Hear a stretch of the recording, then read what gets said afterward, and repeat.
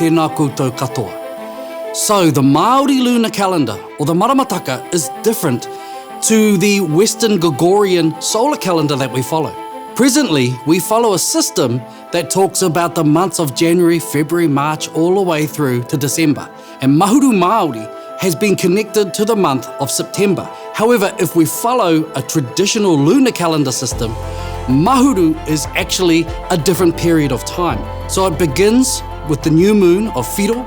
This year is happening on the 7th of September, and it ends with Mutuwhenua, which this year will be the 6th of October. So by using our traditional maramataka Māori, we are actually able to focus in on Mahuru reo Māori, kia hāngai te kaupapa, kia mahuru e ai ki tā te Māori titiro.